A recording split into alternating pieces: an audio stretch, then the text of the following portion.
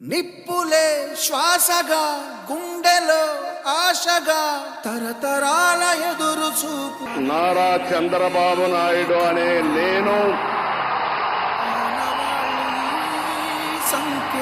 శాసనం ద్వారా నిర్మితమైన భారత రాజ్యాంగం పట్ల నిజమైన విశ్వాసం విధేయత చూపుతానని భారతదేశ సార్వభౌమాధికారాన్ని సమగ్రతను కాపాడుతానని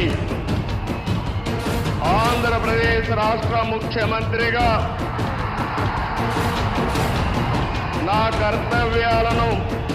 శ్రద్ధతో అంతఃకరణ శుద్ధితో నిర్వహిస్తానని భయం కానీ పక్షపాతం కానీ రాగద్వేషాలు కానీ లేకుండా రాజ్యాంగాన్ని